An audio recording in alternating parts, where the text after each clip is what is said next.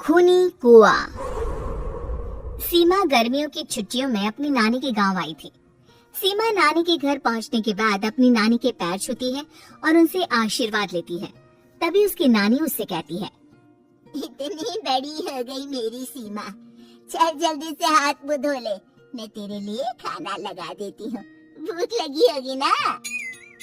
हाँ नानी, भूख तो लग रही है मुझे, आपके हाथ के बने हुए पीले दाल और चावल खाने की। कितना टाइम हो गया है मुझे आपके हाथ का बना हुआ दाल चावल खाए हुए। तू तो नौकरी में व्यस्त थी, तो तुझे कहाँ से टाइम मिलेगा अपनी नानी के लिए? और जब इतने टाइम बाद आई है तो ज्यादा टाइम के लिए रुक कर जाएगी तू। हाँ नानी, इस बार पूरे 2 महीने के लिए आई हूँ। सीमा की नानी अंदर जाकर उसके लिए खाना बनाने लगती है। सीमा कमरे में अकेली होती है, तभी उसे किसी औरत के रोने की आवाज सुनाई देती है। वो कभी खिड़की से बाहर झांकती है तो कभी दरवाजे से बाहर झांकती है। उसे समझ में नहीं आ रहा होता है कि आखिर रो कौन रहा है। तभी नानी खाना लेकर आ जाती है। वो अपनी नानी से कहती है, नानी, कोई औरत रो रही है क्या? मैं जब से यहाँ आई हूँ तब से मुझे यहाँ किसी औरत की रोने की आवाज आ रही है। हे भगवान, कहीं ये वही तो नहीं? बोलो ना नानी। अरे कोई नहीं रो रहा, ये तेरे मन का वहम है। और तू ना अब खाना खा ले, ज्यादा यहाँ वहाँ की बातों में ध्यान मत दिया कर। जल्दी से खाना खा और फिर मेरे साथ आ जा मेरे कमरे में, दोनों बैठकर खूब सारी बातें करेंगे। ऐसे ही अगले दिन सीमा अपनी नानी के साथ गांव के बाजार जा रही होती है। उसी रास्ते में फिर से किसी औरत के रोने की आवाज आती है। वो अपनी नानी से कहती है, अरे नानी, क्या सच में तुम्हें अभी भी किसी औरत के रोने की आवाज नहीं सुनाई दे रही? मुझे किसी औरत की बहुत बुरे तरीके से रोने और चीखने की आवाजें आ रही है। मैं बहुत परेशान हूँ नानी, आखिर ये कौन है? मुझे लगता है कि सीमा को शहर भेज देना चाहिए, यहाँ रहना उसके लिए ठीक नहीं। नानी बोलो ना, आप चुप क्यों हो जाते हो? सीमा, तू घर चल, मुझे तुझसे बहुत जरूरी बात करनी है। नानी सीमा को घर ले आती है और सीमा से कहती है, सीमा, कल सुबह तू शहर वापस चली जाएगी। अरे अचानक? आखिर क्या बात है नानी, आप मुझे ऐसे जाने को क्यों कह रही हो? मैं बस जो कह रही हूँ उस पर ध्यान दे। तू कल सुबह यहाँ से चली जाएगी, और ये बात मैं कोई मजाक में नहीं बोल रही। तू कल जाएगी तो मतलब जाएगी। अरे नानी, चली जाऊंगी मैं, ठीक है, पर आखिर बात क्या है ये तो बता दो। मम्मी से कोई बात हुई है या फिर मुझसे कोई गलती हुई है जो तुम मुझे अचानक से जाने के लिए बोल रही हो? देख सीमा, रात बहुत हो चुकी है और मुझे इस बारे में कोई बात नहीं करनी। चल, अब चल के मेरे साथ सो जा। सुबह की बस पकड़कर तुझे शहर भी तो जाना है। सीमा को अपनी नानी का ऐसा व्यवहार देखकर बहुत ही अजीब लगता है। उसे कुछ समझ में नहीं आ रहा होता है कि आखिर उसकी नानी उसे अचानक से गांव छोड़कर जाने के लिए क्यों कह रही है। ये सारी बातें सोचते सोचते सीमा की आंख लग जाती है और वो अपनी नानी के साथ सो जाती है। ऐसी ही आधी रात को सीमा को फिर से किसी औरत की रोने की आवाज सुनाई देती है। वो उस औरत की आवाज सुनकर बार बार करवटें बदल रही होती है और तभी उसे सपने में भी एक अजीब सी औरत की परछाई दिखाई देती है, जो इतना चीख चीख कर रो रही होती है कि सीमा डरकर उठ जाती है। वो पूरे पसीने पसीने हो रही होती है।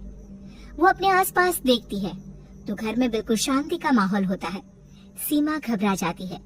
वो अपनी नानी को जगाने की कोशिश करती है मगर उसकी नानी नहीं जगती। सीमा को फिर से उस औरत की रोने की आवाज सुनाई देती है। आखिरकार सीमा अपने आप को रोक नहीं पाती और वो घर का दरवाजा खोलकर बाहर निकलती है। आखिर ये माजरा क्या है? आज तो मैं पता करके रहूंगी। अब आवाज का पीछा करते हुए सीमा आधी रात को गांव के चौपाल के पास बने कुएं के पास पहुंच जाती है, जहां कुएं की चारों ओर बेड़ियां लगी होती हैं उन बेड़ियों में लगे हुए ताले के साथ एक लाल रंग का कपड़ा और माता रानी का कलावा बंधा होता है। उस कुएं में से सीमा को किसी के रोने की आवाज आती है। सीमा परेशान हो जाती है। इस कुएं में कौन है? कौन है यहाँ? सुनो, कौन है? कौन रो रहा है? वो चिल्ला चिल्ला कर पूछती है और साथ ही लोगों को जगाने की कोशिश करती है, मगर किसी को भी उसकी आवाज सुनाई नहीं देती। अब सीमा खुद उस कुएं के पास की बेड़ियों और तालों को खोलने की कोशिश करती है और किसी तरह कुछ देर की मशक्कत के बाद सीमा उसको खोल भी देती है। और जैसे ही वो कुआं खोलकर उसके अंदर झांकती है, सीमा उस कुएं में गिर जाती है। इतने में उसकी नानी की नींद भी खुल जाती है और सीमा को पास ना देखकर नानी परेशान हो जाती है। नानी घबराकर पूरे घर में उसे ढूंढने की कोशिश करती है, जिसके बाद उसकी नानी और सभी लोग उस खूनी कुएं के पास जाते हैं और सीमा की नानी कुएं के पास खड़ी होती है। सभी गांव वालों और सीमा की नानी को सीमा के चिल्लाने की आवाज आती है। बचाओ, कोई मुझे बचाओ। मेरी बच्ची, हम आ गए, हम तुझे बचा लेंगे। नानी, मुझे यहाँ बहुत डर लग रहा है। यहाँ इंसान की कटी हुई मुंडिया, हाथ, पैर और कंकाल है और खून भी है। नानी, मुझे डर लग रहा है। आप सब मेरी मदद कीजिए, नहीं तो ये खूनी कुआं मेरी बच्ची को भी खा जाएगा। अरे मुझे तो ये समझ में नहीं आ रहा कि आखिर इस खूनी कुएं को खोला किसने। सालों पहले इसको इतनी मुश्किलों के बाद तांत्रिक बाबा ने बंद किया था। अरे पूरा गांव खूनी कुएं के बारे में अच्छे से जानता है, तो कोई भी जानबूझकर तो ऐसा करेगा नहीं। मतलब किसी ने अनजाने में इसे खोल दिया है भैया। सीमा को इस बारे में मालूम नहीं था और जब से वो यहाँ आई थी तभी से उसे किसी औरत के रोने की आवाजें भी सुनाई दे रही थी। कहीं सीमा ने ही तो उसे नहीं खोला।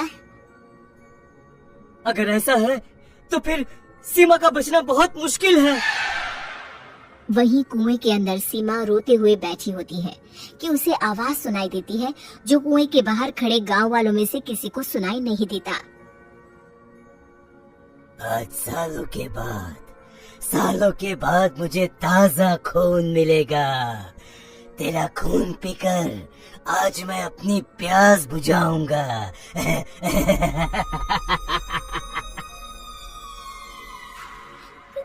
कौन है?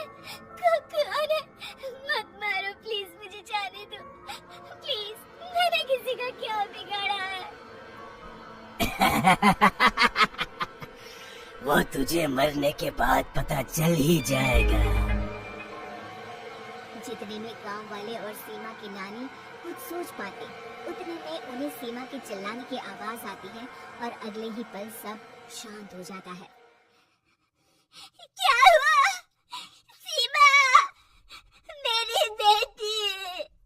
माफ करना बहन, लेकिन अब सीमा वापस नहीं आएगी। हमें एक बार फिर से कुएं को बंद करना होगा। गांव वाले तभी तांत्रिक को बुलाकर लाते हैं। एक बार फिर अपने शक्ति से तांत्रिक बाबा उस कुएं को हमेशा हमेशा के लिए बंद कर देते हैं और वहाँ एक बोर्ड लगा दिया जाता है कि यहाँ आना मना है।